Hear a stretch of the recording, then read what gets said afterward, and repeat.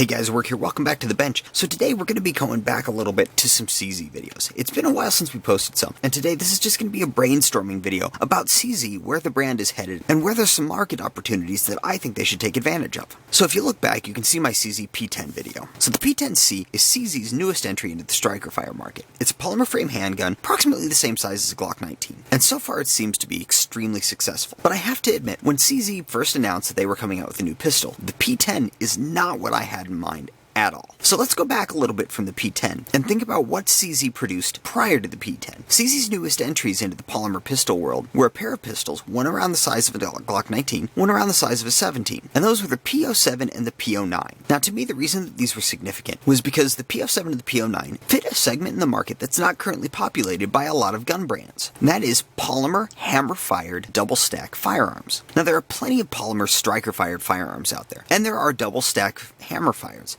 But the polymer frame and CZ's unique internal rail system made the Pio 7 and the Pio 9 unique. They functioned well, they had CZ's traditional low recoil impulse, and despite some questionable sights on them, they were really great handguns. I still have my Pio 7 and I absolutely love it. Now along the same lines as the Pio 7 and the Pio 9, even prior to those, CZ had their 75 line. The 75 line ranged from steel frame to aluminum frame to alloy frames, and came in a variety of sizes. Going along with the order that we have here, we'll go ahead and start with the Glock 19 sizes first. Now CZ has the 75 compact as well as the Pio 1. Now I can't speak for the compacts, I don't have one, but the Pio 1 is an amazing firearm. The Pio 1 is world renowned for its reliability. Along the full size lines, you've got the standard 75 and the SPO 1. These are full size handguns, typically holding between 16 and 18 rounds, and are approximately the same size as the Pio 9. And then CZ also offers the subcompact Rammy. The Rammy is a pretty unique little gun. To me, the Rammy is about the same size as a Glock 26 with the recoil impulse of a 19. It's got traditional CZ accuracy, and it is a fantastically made firearm. Now that we've kind of got our lineup here, you can see where some of the gaps are in the product line. So under the hammer-fired polymers, we've got a compact and a full size, but we don't have anything down in the subcompact range. Now going over here to the P10c, the striker-fired polymer frame firearms, we know that CZ has a full-size firearm planned. For this demonstration, we'll call that the P10F for full size instead of C for compact. And with the popularity of the C, I have a good feeling that F is going to come pretty soon. But as I said, when CZ came out with the announcement that they were coming out with a new firearm, the P10 was not what I was expecting. I was expecting this slot to get filled. And there are one of two ways that CZ could have done this. They could have gone with, we'll call it the Pio 5,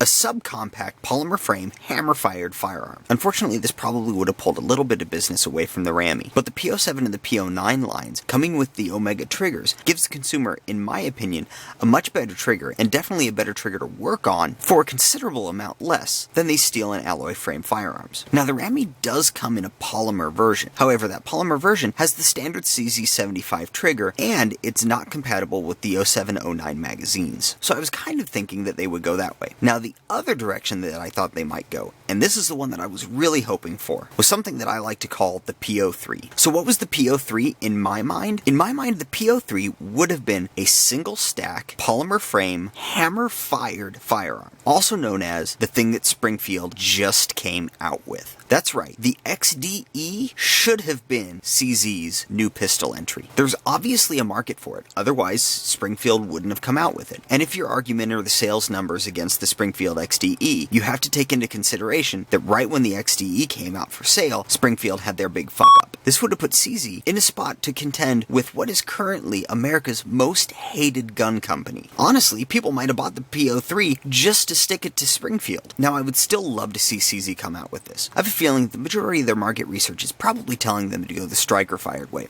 since that's the way a large portion of the market is going. However, if you guys keep an eye out to social media, you'll see that the Pio 7 and the Pio 9 are actually rising in popularity right now. There are quite a few firearm instructors and enthusiasts that I follow on social media who are singing the praises of the Pio 7 and the Pio 9. Now granted, their versions do have a considerable amount of work done from Cajun Gunworks, but the bare bone essentials of these pistols are still top-notch quality pistols out of the gate, and all for under $500. Expanding that lineup could only do CZ well, especially if they offered something as unique as a single-stack hammer-fired gun. I don't care what tactical training you've had. If you feel like striker fire is better than hammer-fired, it doesn't matter what you think. The fact fact is that there are people out there who are more comfortable and feel that they shoot better with hammer-fired firearms. So as much as you think that they're antiques, it doesn't matter, because people still use them. Now, I'm not saying CZ should abandon the striker-fired world. Obviously, this is paying off for them great, and they could use this type of influence around to be able to develop more firearms in different segments. As long as the popularity of the P10 stays up, I'm sure they'll come out with the subcompact version as well.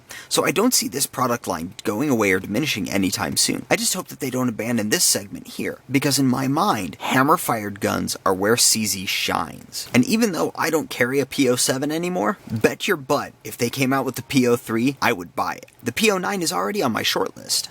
And hell, I'd probably buy a Pio 5 too. I'm still on the wall about the P10c. I have no doubt that it's a great firearm. I played with one in the store a little bit, and it definitely had a pretty good trigger, and I've heard the rest of the controls smooth up over time. But, as with a lot of other firearms that are coming out right now, the P10c is just another compact striker-fired firearm. There really wasn't a whole lot unique about it, but if they brought out the Pio 3 or the Pio 5, they would have a unique product to bring to market again, and that would definitely gain my interest. That's it for this time, guys. Let me know in the comments down below what you think CZ's marketing plan should be. Should they drop the focus on developing new hammer-fired firearms and focus only on the new striker-fired line? Should they continue developing everything? Should they drop the striker-fired line and focus on hammer-fireds?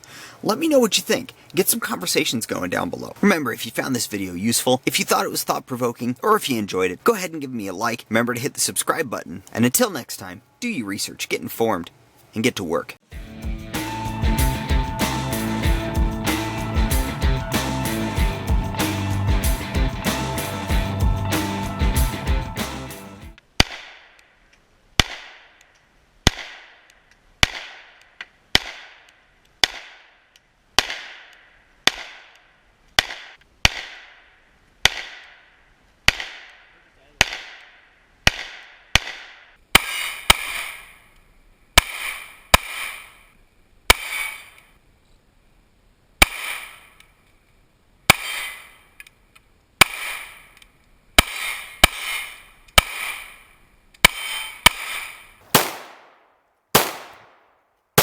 We're just all of them.